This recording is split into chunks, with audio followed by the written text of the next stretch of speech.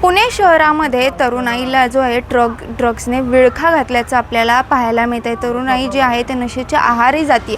त्यामुळे आता पुणे पोलिसांनी थेट जे ड्रग्सचं सेवन करतात, एमडी ड्रग्सचं सेवन करतात त्यांच्यावरतीच कारवाईचा बडगा उगारल्याचं आपल्याला पाहायला मिळते।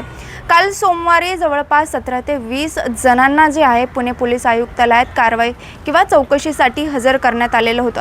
विशेष म्हणजे यात 2 ते 3 महिला आणि एका उपसरपंचाचा देखील समावेश असल्याने एकच खळबळ उडाली होती।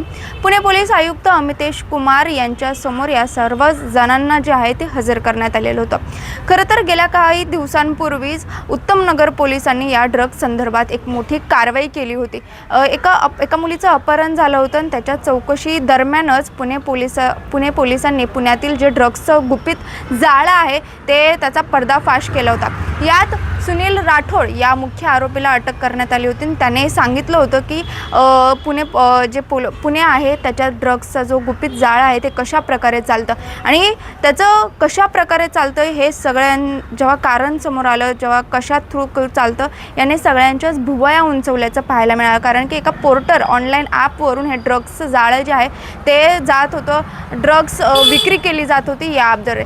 जवळपास 300 जणांना जे आहेत हे ड्रग्स पुरवलं होतं आणि ज्याची संख्या जी आहे ती जवळपास 9 लाख रुपयांपर्यंतचं हे ड्रग्स जे आहे ते पुरवलं होतं। प्रत्येक व्यवहाराची रक्कम जी आहे ती वेगवेगळी होती। कोणाला 2 ते 3 हजार रुपये तर कोणाला जवळपास 10 ते 15 हजार रुपये अशी जवळपास 9 लाख रुपयांपर्यंतची ही रक्कम आहे। आणि त्याच्यानंतर हे 300 जण जे आहे ते पुणे पोलिसांच्या रडारवर आले होते आणि त्याच संदर्भात काल जवळपास 17 ते 20 जणांना जे आहे एमडी ड्रग्सचं सेवन करणाऱ्यांना पुणे पोलीस आयुक्तालयात चौकशीसाठी बोलवण्यात आलं होतं। आता या संपूर्ण प्रकरणात पुणे पोलिसांचं लक्ष जे आहे ते सध्या हे साखळी कशा प्रकारे चालते, अजून कुठे कुठे हे ड्रग्सचे सोर्सेस आहेत ते आहेत, तरुणाईपर्यंत हे कशा प्रकारे पोहोचवले जात आहे किंवा याचं सेंटर काय आहे यावर पुणे पोलिसांनी लक्ष केंद्रित केलेलं आहे। आणि या संपूर्ण प्रकरणात आता भविष्यात जे आहे ते पुणे पोलीस कडक अजून कारवाई जी आहे ती या संपूर्ण प्रकरणात पुणे पोलीस पुणे शहरात करू शकतात एवढं मात्र नक्की।